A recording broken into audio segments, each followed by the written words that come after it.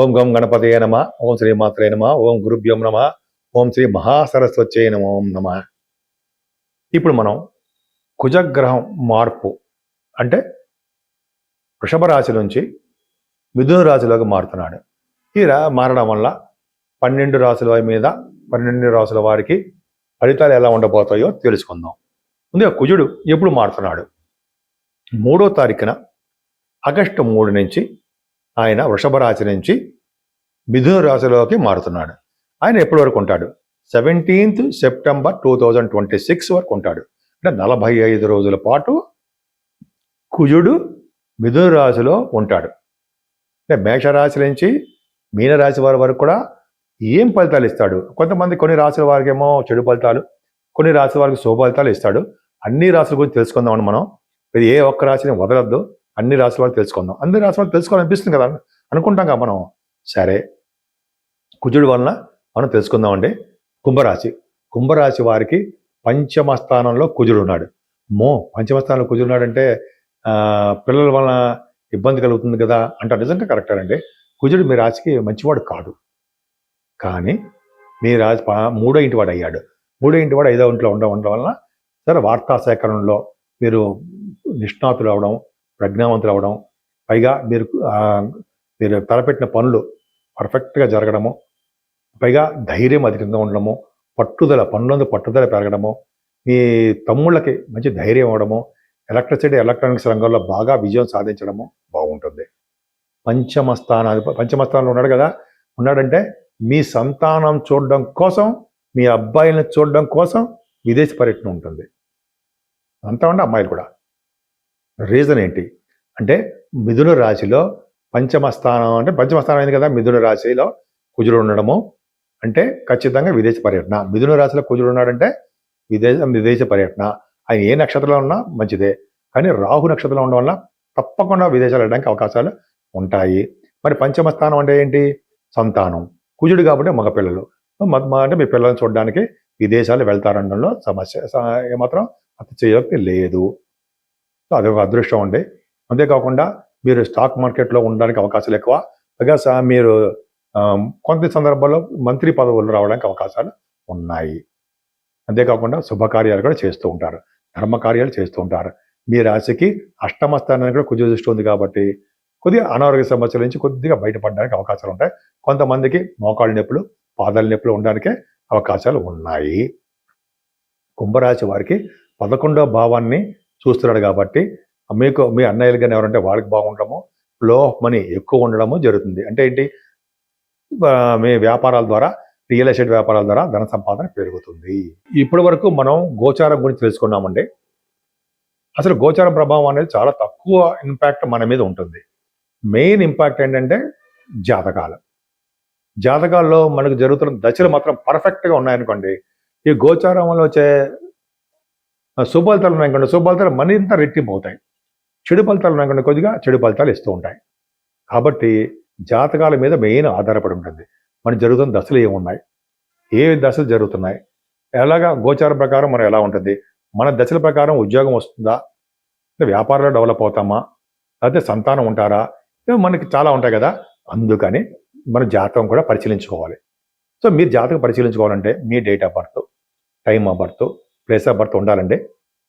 వీటిని పంపిస్తే నేను తప్పకుండా ఈ గోచార ప్రభావం ఎలా ఉంది, మీ జాతకాల మీద మీ ప్రభావం, మంచి ప్రభావం ఎలా ఉంది, ఎలా మీకు పరిహారాలు చేసుకోవాలి. అంతేగాని లక్షలు ఖర్చు పెట్టి పరిహారాలు ఏముండవు నా దగ్గర. మీ సౌకర్యం ప్రకారం చెప్తాను. మన ఇంటిలోనే మనం చేసుకునే చెప్తూ ఉంటాను నేను. ఆ పరిహారాలు ఎలా ఉంటాయి ఇవి తెలుసుకోవచ్చు అండి. పైగా ఏ దేవుని పూజించాలి, ఇవన్నీ కూడా జాతకాల మీద ఆధారపడి ఉంటాయి. కాబట్టి మనం ఒక గోచారం మీద ఆధారపడకుండా మనం జాతకాలు కూడా పరిశీలించుకుంటే చక్కటి రిజల్ట్స్ పొందవచ్చు కూడా. అది మీకు పైగా ఈ చెడు ఫలితాలు ఉంటాయేమో జాతకాలు చూస్తే, మా బాబాయ్ ఎలాగరా అనేది భయపడాల్సిన అవసరం లేదు. జాతకాలు చెప్పేటప్పుడు కూడా ఎప్పుడు కూడా శాస్త్రం ఏం చెప్తుందంటే ఎదుటి వాళ్ళని భయపడేటి చెప్పకూడదు. ఏ గ్రహం ఉన్నా సరే ఎదుటి వాళ్ళకి మరణిస్తాడనో, అమ్మ బాబోయ్ భయంకరమనో చెప్పకూడదు. వాళ్ళకి మంచిగా బాగా చెప్తూ ఏ పరిహారం తెలుసుకున్నట్టుగా చెయ్యాలి తప్ప ఎదుటి వ్యక్తిని భయపెట్టకూడదు. జాతకం తెలుసుకోవడానికి వచ్చినప్పుడు భయపెట్టకూడదని శాస్త్రంలో ఫస్ట్ పాయింట్ అదే చెప్తుంటారు. కాబట్టి నా దగ్గర చెప్పించిన వాళ్ళు ఎవరికి భయం ఉండదండి. చక్కగా వాళ్ళకి ఎలా డెవలప్ అవ్వాలో అని చెప్తూ ఉంటాను. సరే, ఈ పక్కన జాతకాలు పక్కా పెడదాం. అసలు మనం ఏ పరిహారాలు గోచార ప్రకారం ఉన్నాం, అప్పుడు చెప్పుకున్నాం కదా కుజుల గురించి. ఏ పరిహారాలు తీసుకుంటే బాగుంటుంది తెలుసుకుందాం. అంటే 12 రాసుల వారికి కొద్దో గొప్ప కుజుడు మంచి ఫలితాలు ఇస్తున్నాడు. కొంతమందికి ఏమో చిన్నపాటి మైనస్ ఫలితాలు ఇస్తున్నాడు. చాలా మంది చూడండి ఫారిన్ కంట్రీస్ ఇస్తున్నాడు చూసారా, విదేశీ పర్యటన. అక్కడ మనం బాగుండాలంటే విదేశాల్లో మనం వెళ్తే మనకి పరిస్థితులు ఎలా ఉన్నాయి అది మనం తెలుసుకుందాం.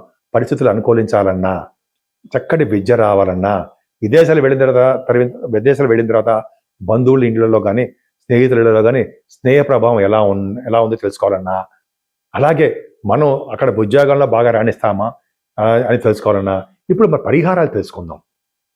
అంతే కదా, విదేశాలు వెళ్ళిపోయిన తర్వాత అక్కడ మనకి పరిస్థితులు అనుకూలంగా ఉండాలి కదండి. ఇప్పుడు మనం తెలుసుకుందాం. 12 రాసుల వారికి పరిహారాలు ఏంటంటే కుజుడు ప్రభావం ఉండాలి. కుజుడు మనకి అనారోగ్య సమస్యల నుంచి బయటపడేస్తూ ఉంటాడు. వాహనాల మీద పడిపోకుండా, వాహన ప్రమాదం కలగకుండా చేస్తూ ఉంటాడు. త్వరలో వివాహం అయ్యాడు చేస్తూ ఉంటాడు. భార్యాభర్తలు కలిసేడు చేస్తూ ఉంటాడు. అలాగే ఎటువంటి ఆటంకాలు లేకుండా కలిసే చేస్తూ ఉంటాడు. కానీ కుజుడికి ప్రభావం వలన, అంటే కుజుడికి సుబ్రహ్మణ్య స్వామి ఆరాధన చేసుకోవాల్సిందే. కుజుడు అంటే ఏంటి? సుబ్రహ్మణ్య స్వామి అష్టోత్తరం చేసుకోవడము. ఓం శం శని సుబ్రహ్మణ్యాయ నమః, ఓం శం సుబ్రహ్మణ్యాయ నమః, ఓం శం సుబ్రహ్మణ్యాయ నమః అని అనుకుంటాం కదా. కుజుడి స్తోత్రం అది చేసుకున్న, కుజుడికి అష్టోత్తరం చేసుకున్న కుజ ప్రభావం చాలా తగ్గుతుందండి. ముఖ్యంగా యాక్సిడెంట్స్ కాకుండా కాపాడేవాడు సుబ్రహ్మణ్యుడే. ఆయన అంటే మనకి పాముల యొక్క ఎఫెక్ట్ లేకుండా కాపాడేవాడు సుబ్రహ్మణ్యుడే. అప్పుడు సుబ్రహ్మణ్య స్వామి ఆరాధన, ఇంట్లోనే అష్టోత్తరాలు, సుబ్రహ్మణ్య స్వామి వారిని పూజించడము, ఆరాధించడము. ఒకవేళ మనం బయటికి వెళ్తే సుబ్రహ్మణ్య స్వామి పుట్టలో పాలు పోయడము, ఇలా సుబ్రహ్మణ్య స్వామి అనేక రకాలుగా పూజించడం వల్ల కుజుడు వలన వచ్చే దోషాలు చక్కగా పరిహారం అవడానికే ఎక్కువ అవకాశాలు ఉన్నాయి. ఏ మాత్రం మీకు అవకాశం ఉన్నా మన ఇళ్లలోనే మన సుబ్రహ్మణ్య స్వామి వారిని పూజించుకోవడము, అలాగే మనకి ఇష్ట దేవత ఎవరు ఉంటే వాళ్ళని పూజించడము.